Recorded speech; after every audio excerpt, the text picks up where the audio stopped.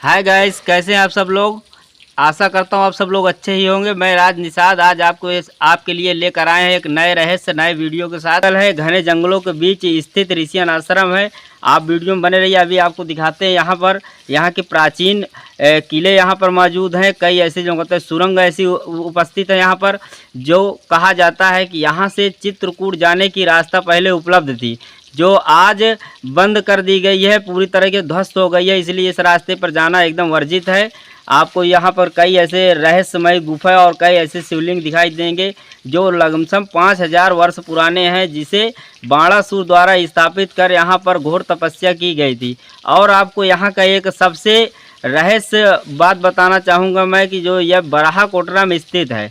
तो बराहा कोटरा इस गांव का नाम आज से 5000 साल पहले ही पड़ा था, क्योंकि बराहा जो थी वो जो होते बाणासुर की माँ का नाम था, इसीलिए यहाँ का नाम बराहा कोटरा पड़ा था। आपको दिखाते हैं यहाँ पर जो बाणासुर द्वारा, यहाँ बाणासुर के बारे में बता दें तो बाणासुर राजा बलि के 100 पुत्रों में से एक महाबलशाली बाणासुर थे, जिन्हें भगवान शिव से ये भी वरदान मिला था कि उनके संकट पड़ने पर स्वयं भगवान शिव उनके तरफ से जो होते युद्ध लड़ने के लिए उतरेंगे। आप देख सकते हैं, ये उसी इतिहास को आज हम लेकर फिर से आए हुए हैं वीडियो में। आप देख सकते हैं थोड़ी देर में आपको हम यहाँ के रहस्यमय किले और रहस्यमय गुफा और कई ऐसे प्राचीन चमत्कारी शिवलिंग के दर्शन कराएंगे, जो कि यहाँ चित्रकूट से ये 60 किलोमीटर की दूरी पर स्थित है। प्रयागराज से लमसम 60-65 किलोमीटर की दूरी पर स्थित है। ये प्रयागराज जो चित्रकूट का मुख्य बिंदु है, मगर यहाँ पर जो होता है आप देख सकते हैं, आपको मैं दिखाना चाहूँगा यहाँ के 5000 वर्ष पहले जो नक्काशी हुआ करती थी यहाँ की। देखिए जो यहाँ स्तंभों में जो नक्काशी की गई है वो बहुत ही खूबसूरत नक्काशी है। आप वीडियो में बने रहें। अभी आपको यहाँ पे स्थित कई ऐसे प्राचीन चीज़ों से रूबरू कराते हैं। आप देख लीजिए यहाँ पर एक ही किला यहाँ पर मौजूद है हमारे पास। चलते हैं, आपको जो तो वही गुफा और शिवलिंग के दर्शन कराते हैं। वीडियो में बने रहें। आज यहाँ क्या क्या समस्या देखने को मिलती है और क्या क्या समस्या है।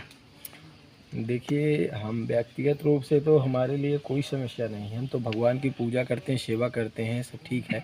परंतु जब ईश्वर की जब भीड़ आती है, जब प्रभु के दरबार में उनके भक्तों का आना होता है, उसमें तरह तरह के लोग आते हैं। माताएं आती हैं, बहनें आती हैं, बुजुर्ग आते हैं।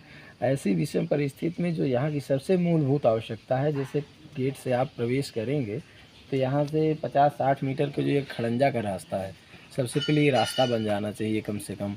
उसके बाद फिर यहाँ आवास होने चाहिए। आवास ऐसे होने चाहिए, चूँकि जंगल है। मान लीजिए यात्री बाहर से आ गए तो यहाँ से 14 किलोमीटर मऊ है। इसके पहले यहाँ कहीं कुछ मिलने वाला नहीं है रुकने के लिए, ठहरने के लिए, खाने के लिए।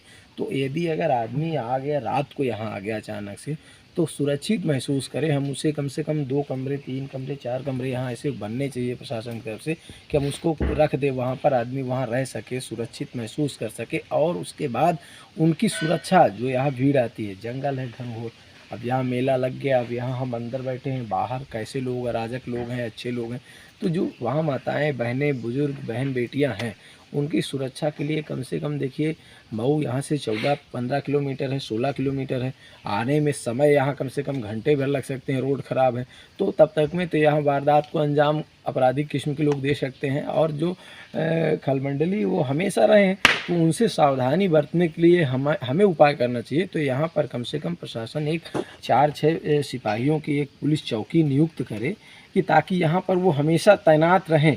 क्योंकि मऊ थाना का तो अच्छा सहयोग मिलता रहा हमें हमेशा, और इसलिए यहाँ की शांति व्यवस्था पर हमको हमेशा मदद मिली। तो लेकिन दूर पड़ता है भाई, वहाँ से आने में उनको समय भी तो लगता है। कभी कोई गाड़ी ख़राब हो जाए रास्ते में, तो इससे घटनाएं हो सकती हैं। और यहाँ आते ही रहते हैं हर प्रकार के व्यक्ति, गलत लोग भी आते रहते हैं, अच्छे लोग भी आते रहते हैं। चूँकि ये जंगल है, अब आ गए तो फिर क्या करेंगे हम तो भाई यहाँ कुछ नहीं कर सकते फिर। तो हम इसलिए मांग करते हैं शासन प्रशासन और आप लोगों के माध्यम से मांग करते हैं कि ये बात पहुँचे दूर तक, सरकार के पास तक पहुँचे। और सरकार भी इस समय ध्यान दे रही है ऐसे आध्यात्मिक जगहों पर, तो इस स्थान को भी उन सूची में रखकर प्राथमिकता के साथ कार्य करे। पर्यटन विभाग को जो है इसका वो भेजा जाए, पर्यटन विभाग इस वीडियो को संज्ञान ले और यहाँ पर कम से कम शौचालय की व्यवस्था, लाइट की व्यवस्था, प्रकाश होता कि जो है अंधेरे में दिक्कत होती है। यहाँ रात में अगर रुकना है तो बहुत बड़ी दिक्कत होती है। और जो है दूसरी चीज़, जो सबसे बड़ी चीज़ है रहने की। रहने की व्यवस्था यहाँ बहुत इम्पॉर्टेंट है, क्योंकि अगर यहाँ लोग आ जाते हैं तो मैंने होम स्टे कराया, अपने घर में रोका लोगों को। अयोध्या से यात्री आ गए, अब वो कहाँ जाएं, साइकिल यात्रा थी उनकी, रात्रि हो गई, यहाँ रात रह नहीं सकते, तो फिर उनको हमने घर पर स्थान दिया जो है गांव पर। तो वैसे विषम परिस्थितियों में यहाँ बहुत ज़रूरी है, और इसलिए मैं मांग करता हूँ, गुजारिश करता हूँ कि जो यहाँ की मूलभूत ऐसी आवश्यकताएं हैं, जैसे पानी है, तो पानी को स्टोर करने के लिए एक व्यवस्था हो, और वहाँ पर पानी स्टोर हो। ये पानी बहता रहता है, निरंतर चला जाता है, सीधे जो है वहाँ झील में जाता है, तो यहाँ पीने के लिए उसी पर से लेना पड़ता है। थोड़ा सा स्टोर हो जाए तो उसमें से इकट्ठा जो है हो सकता है। तो ये सारी चीज़ों के लिए थोड़ा सा एक प्लान बने, और सरकार जैसे मेरी गुजारिश है कि यहाँ पर इसका वो करके और जीर्णोद्धार करके एक मंदिर का नया मूर्त रूप दे दिया जाए, क्योंकि ये अपने समय का बहुत विकसित स्थान है। और आज के कालखंड में जो इसकी दयनीय दशा है, आज के वर्तमान मौजूदा सरकार की जो विचारधारा है, उसके लिए एक चुनौती है कि भाई ये और प्रारंभ से अंत तक कहना है ना, पंडित दीनदयाल उपाध्याय जी की जो है जो ये सोच है कि भाई ये सबसे आखिर में बैठे हुए व्यक्ति तक लाभ पहुंचाना।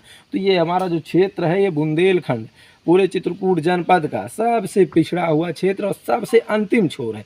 तो वहाँ से और से आखिर में यदि अगर काम सरकार कर देती है, तो यहाँ के लोगों की आवाज़ और यहाँ के लोगों की जो है जो एक सोच होगी वो सरकार के प्रति बहुत अच्छी होगी। कि देखिए हम लोगों तक अभी तक कोई सरकार ध्यान नहीं देती थी, और इसीलिए पड़ा रहा क्षेत्र। ये रोड जो बनी है, ये आप लोगों के सहयोग से इसकी आवाज़ उठाई गई हमारे द्वारा, आप लोगों ने बढ़िया बढ़ चढ़ के इसको प्रसारित किया, और देखिए 6 साल लगा मेहनत करने में, और फिर रोड बनी। तो यही गुजारिश मैं फिर से करता हूँ आप लोगों से भी, और सबसे भी, सरकार से भी, प्रशासनिक लोगों से, कि इस आवाज़ को दबाया न जाए, इस आवाज़ को और आगे बढ़ाया जाए, सरकार तक पहुँचाया जाए। और सरकार के पास तो बहुत सारी चीज़ें हैं कि जो कर सकती हैं, लेकिन उनको भाई प्लान तो भेजा जाए यहाँ से एक योजना तो बताई जाए कि ऐसा स्थान है। ऐसी दुर्लभ जगह में अगर योगी जी को पता चल जाए तो वो दौड़े चले आएंगे, लेकिन लोगों को बताने की आवश्यकता है। लोग बताने वाले चूँकि दबाते हैं, यहाँ तो सोचते हैं ना इंद्रेश महाराज जी हैं, अगर यहाँ आ जाएंगे तो वो ये चमक जाएंगे, लेकिन ये नहीं सोचते कि ये क्षेत्र चमक जाएगा। अरे मुझे अपने चमकाने की कोई आवश्यकता नहीं, मैं तो बाबा का भक्त हूँ, वो तो बाबा की कृपा चाहिए थी, वो तो मिल रही है, उनके चरणों की सेवा कर रहा हूँ, लेकिन इस क्षेत्र का कैसे कायाकल्प हो ये मैं चाहता हूँ, और इस स्थान का कैसे जीर्णोद्धार हो जाए, जिससे युगों युगों तक ये नगरी जो है पुनः एक बार अपने पूर्ण रूप से जो है अपने कालांतर के जो है तरह जैसे विकसित रही होगी, जैसे आज हम कल्पना करते हैं कि कभी ये भव्य स्थल रहा होगा, उस रूप में आ जाए और नया मूर्त देना चाहते हैं। यही मेरा संकल्प है, और इस संकल्प को आप सब लोग मिलकर सार्थक करेंगे। यही आप सब लोगों से गुजारिश हो कि इसको पूरा अपने जो है नए मूर्त में स्थापित करना है। बहुत बहुत धन्यवाद।